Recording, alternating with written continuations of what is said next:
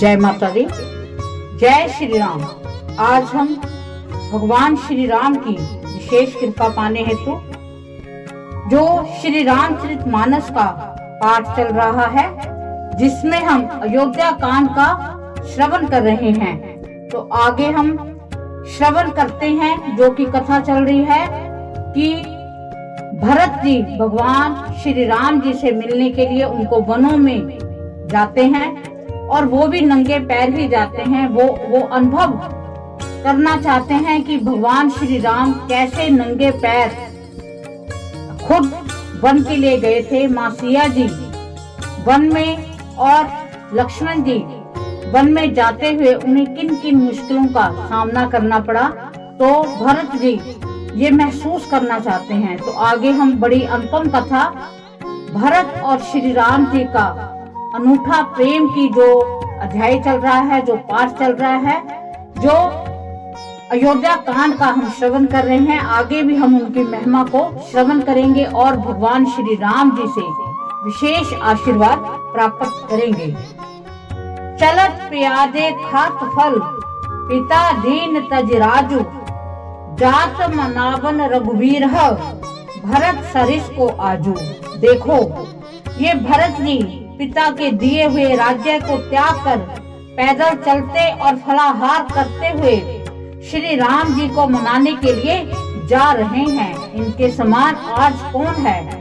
भरत जी का भाईपना, भक्ति और इनके आचरण कहने और सुनने से दुख और दोषों के हरने वाले हैं। हे सखी, उनके संबंध में जो कुछ भी कहा जाए वह थोड़ा है।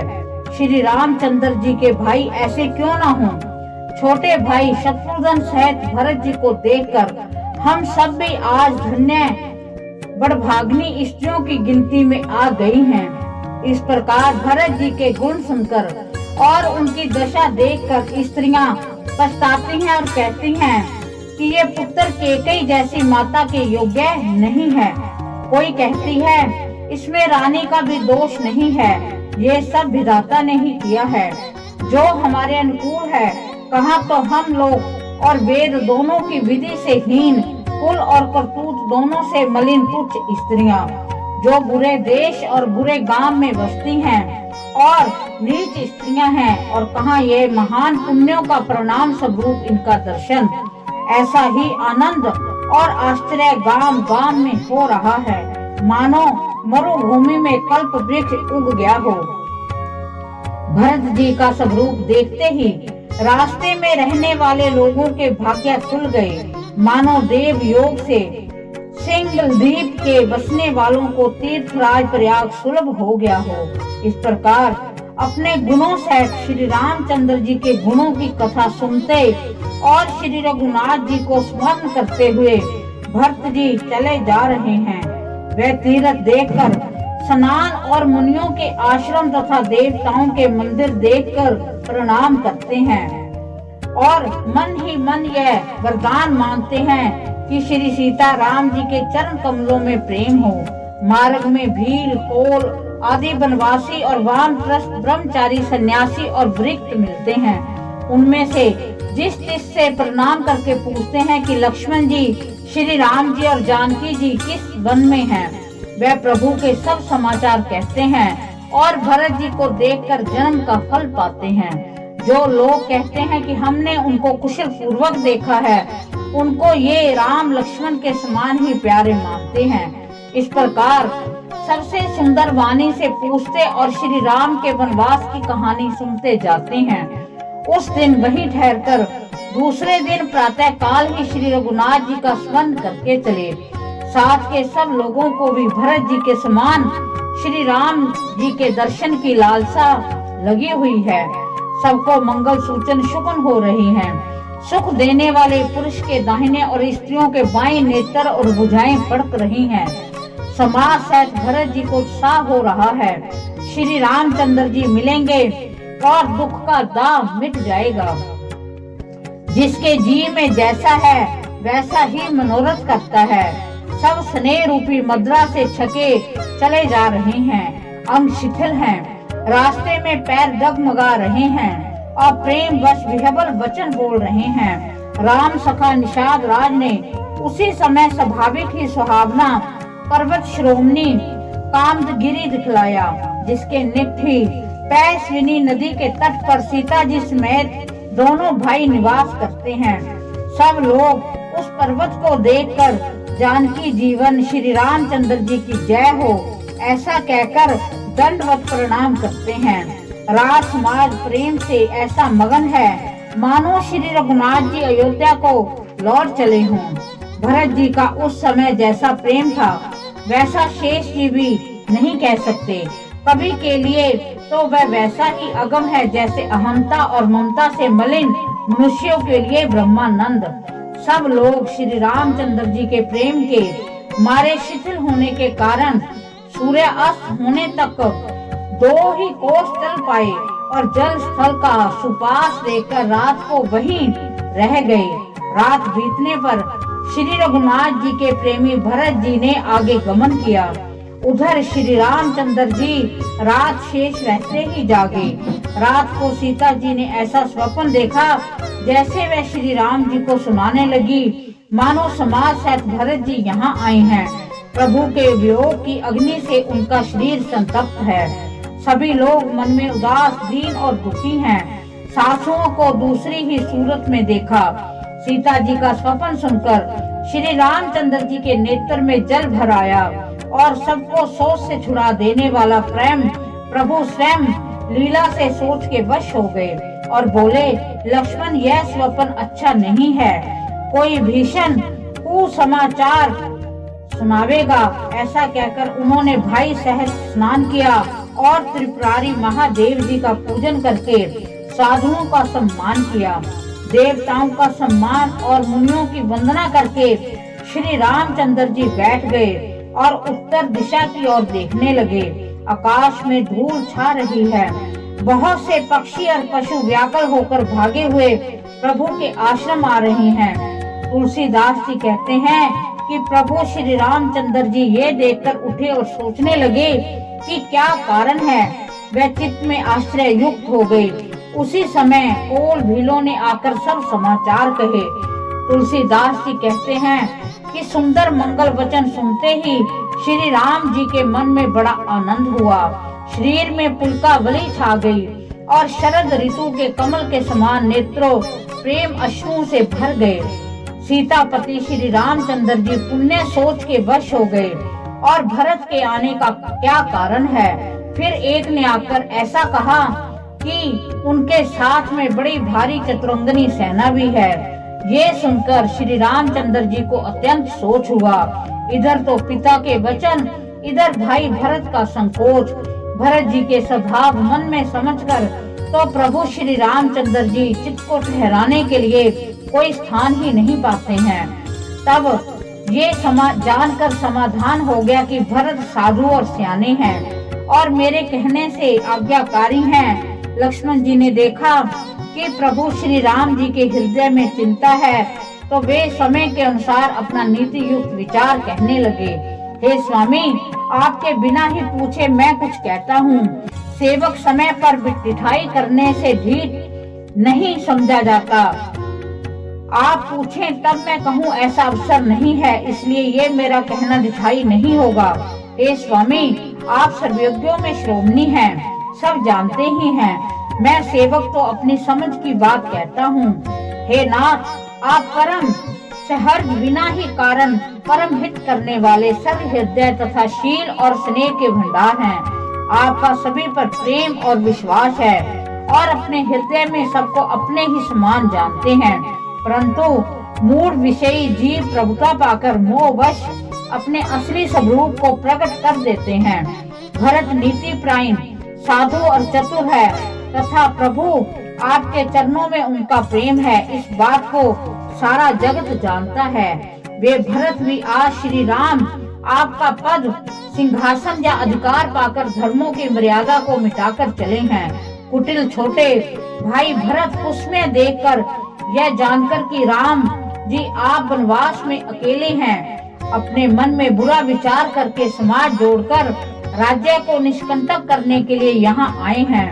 करोड़ों प्रकार की कुटिलताएं रचकर सेना बटोर कर दोनों भाई आए हैं। यदि इनके हृदय में कपट और कुचाल न होती तो रथ घोड़े हाथियों की कतार ऐसे समय किसे सुहाती हैं। परंतु भरत की व्यर्थ कौन दोष दे। राजपद पा जाने पर सारा जगत ही पागल मतवाला हो जाता है। चंद्रमा गुरु पत्नी गामी हुआ। राजा नुहिष ब्राह्मणों की पालकी पर चढ़ा और राजा बेन के समान नीच तो कोई नहीं होगा। जो लोक और वेद दोनों से विमुख हो गया। सहस्र बाहु देवराज इंद्र और त्रिशंकु आदि किसको राजमद ने कलंक नहीं दिया। भरत ने ये उपाय उचित ही किया है, क्योंकि शत्रु और ऋण को भी कभी जरा भी शेष नहीं रखना चाहिए। इतना हाँ, भरत एक बात अच्छी नहीं की जो राम जी को असहाय जानकर उनका निरादर किया। पर आज संग्राम में श्री राम का क्रोध पूर्ण मुख देखकर ये बात भी उनकी समझ में विशेष रूप से आ जाएगी। इतना कहते ही लक्ष्मण जी नीति रस भूल गए और युद्ध रस रूपी वृक्ष पुलकावली के बहाने से फूल उठा। वे प्रभु श्री रामचंद्र के चरणों की वंदना करके चरण रज को सिर पर रखकर सच्चा और स्वाभाविक बल कहते हुए बोले, हे नाथ, मेरा कहना अनुचित न मानिएगा। भरत ने हमें कम नहीं प्रचारा है, हमारे साथ कम छेड़छाड़ नहीं की है। आखिर कहाँ तक सहा जाए और मन मारे रह जाए। जब स्वामी हमारे साथ है तो धनुष हमारे हाथ में है। क्षत्रिय जाति रघुकुल में जन्म और फिर मैं राम जी हूँ का अनुगामी सेवक हूँ, यह जगत जानता है। फिर भला कैसे सहा जाए। धूल के समान नीच कौन है, परंतु वह भी लात मारने पर सिर पर ही चढ़ती है। यूं कहकर लक्ष्मण जी ने उठकर हाथ जोड़कर आज्ञा मांगी, मानो वीर रस सोते से जाग उठा हो। सिर पर जटा बांधकर कमर में तरकस कस लिया और धनुष को सजकर तथा बाण को हाथों में लेकर कहा कि आज मैं श्री राम का सेवक होने का जश्न लूं और भरत को संग्राम में शिक्षा दूं। श्री रामचंद्र जी के निरादर का फल पाकर दोनों भाई भरत और शत्रुघ्न रणशैया पर सोए। अच्छा नहीं जो सारा समाज आकर एकत्र हो गया। आज मैं पिछला सब क्रोध प्रकट करूंगा। जैसे सिंह हाथों के झुंड को कुचल डालता है और बाज जैसे गवे को लपेट में ले लेता है, वैसे ही भरत को सेना समेत और छोटे भाई सहित तिरस्कार करके मैदान में पछाड़ूंगा। यदि शंकर जी भी आकर उनकी सहायता करे तो भी मुझे राम जी की सौगंध है, मैं उन्हें युद्ध में मार डालूंगा, उनको छोड़ूंगा नहीं। लक्ष्मण जी को अत्यंत क्रोध से तमतमाया हुआ देखकर और उनकी प्रमाणिक सौगंध सुनकर सब लोग भयभीत हो जाते हैं और लोकपाल घबराकर भागना चाहते हैं। सारा जगत भय में डूब गया। तब लक्ष्मण जी के अपार बाहुबल की प्रशंसा करते हुई आकाशवाणी हुई कि हे तात, तुम्हारे प्रताप और प्रभाव को कौन कह सकता है और कौन जान सकता है, परंतु कोई भी काम हो उसे अनुचित उचित खूब समझकर बूझकर किया जाए तो सब कोई अच्छा कहते हैं। वेद और विद्वान कहते हैं कि जो बिना विचारे जल्दी में किसी काम को करके पीछे पछताते हैं वे बुद्धिमान नहीं है।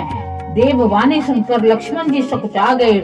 श्री रामचंद्र जी और सीता जी ने उनका आदर के साथ सम्मान किया और कहा कि हे तात, तुमने बड़ी सुंदर नीति कही। हे भाई, राज्य का मद सबसे कठिन मद है। जिन्होंने साधुओं की सभा का सेवन नहीं किया वे ही राजा राजमद रूपी मदिरा का आचमन करते हैं और मतवाले हो जाते हैं। हे लक्ष्मण सुनो, भरत सरीखा उत्तम पुरुष ब्रह्मा की सृष्टि में न तो कहीं सुना गया है न ही देखा गया है। अयोध्या के राज्य की तो बात ही क्या है। ब्रह्मा विष्णु और महादेव पद पाकर भी भरत को राज्य का मद नहीं होने का, क्योंकि कभी कांजी की बूंदों से क्षीर समुद्र नष्ट हो सकता है। अंधकार चाहे तरुण सूर्य को निगल जाए, आकाश चाहे बादलों में समाकर मिल जाए, गौ के खुर इतने जल में अगस्त्य जी डूब जाए, पृथ्वी चाहे अपनी स्वाभाविक क्षमा को छोड़ दे, मच्छर की फूंक चाहे सुमेरु उड़ा दे, परंतु हे भाई भरत को राजमत कभी नहीं हो सकता। हे लक्ष्मण, मैं तुम्हारी शक्त और पिताजी की सौगंध खाकर कहता हूँ कि भरत के समान पवित्र और उत्तम भाई संसार में नहीं है। हे तात, गुण रूपी दूध और अवगुण रूपी जल को मिलाकर विधाता इस दृश्य प्रपंच को रचता है, परंतु भरत ने सूर्य वंश रूपी तालाब में हंस रूप में जन्म लेकर गुण और दोष का विभाग कर दिया है। गुण रूपी दूध को ग्रहण करके उसने अवगुण रूपी जल को त्याग कर भरत ने अपने यश से जगत में उजाला कर दिया है। भरत जी के गुण, शील और स्वभाव को कहते कहते श्री रघुनाथ जी प्रेम समुद्र में मगन हो गए। सुनि रघुवीर वाणी विबुध, देख भरत पर हेतु, सकल सराहत राम सो, प्रभु को कृपा निकेतु। तो हमने बड़ा सुंदर प्रसंग सुना। जब पता चलता है, सीता जी को पहले स्वप्न आता है कि भरत जी और सभी अयोध्या वासी काफी लोग सपने में हमें मिलने आए हैं, तो रघुनाथ जी श्री राम चिंता में डूब जाते हैं कि ये कोई शुभ संदेश नहीं है। और जब सुबह पता चलता है कि वाकई ही जो भरत जी हैं, शत्रुघ्न है, वो सेना के साथ यहाँ पर आ रहे हैं, तो जैसे ही पता चलता है तो लक्ष्मण जी क्रोध के वश हो जाते हैं। उन्हें लगता है कि जो राजपाट भरत जी को मिला है उसका उनको नशा हो गया है और उसके कारण वो यहाँ पर आ रहे हैं और वो युद्ध की तैयारी करते हैं, भगवान श्री राम की सौगंध खा लेते हैं। परंतु जब भगवान श्री राम कहते हैं, क्योंकि जब आकाशवाणी होती है कि कोई भी हमें फैसला लेना हो तो बड़ा सोच समझकर हमें कोई कार्य करना चाहिए, क्योंकि अगर हम सोच समझकर कार्य नहीं करते तो हमें फिर पीछे पछताना पड़ता है। तब भगवान श्री राम भरत जी के प्रेम, भरत जी के जो गुण हैं, उनको विशेष रूप से लक्ष्मण जी के आगे प्रकट करते हैं, जिसे वो सुन रहे हैं। तो अगली कथा हम आगे श्रवण करेंगे। ये जो श्री रामचरितमानस है, ये हमें बहुत ही गुणों से अवगत कराती है। इसमें भाइयों का प्यार दिखाया गया है। बड़ी हर बात में शिक्षा है कि कोई भी कार्य, जैसे आज हमने जो पाठ किया उसमें हमें पता चला कि कोई भी कार्य करने से पहले हमें थोड़ा सोचना चाहिए, पूरा विचार करना चाहिए कि इस कार्य में हमारी भलाई है या नहीं है। अगर हम बिन सोचे कार्य करते हैं तो उसका हमें जल्दबाजी में कोई भी कार्य हमें पछतावा देता है। तो हमने भगवान श्री राम की बड़ी सुंदर महिमा सुनी। हम भगवान श्री राम से, माँ जगदम्बा से प्रार्थना करते हैं कि वो हम पर अपनी अनुपम कृपा बनाए रखें। उनके चरणों में हमारा करोड़ों बार नमस्कार है। इसी के साथ जय माता दी, जय श्री राम।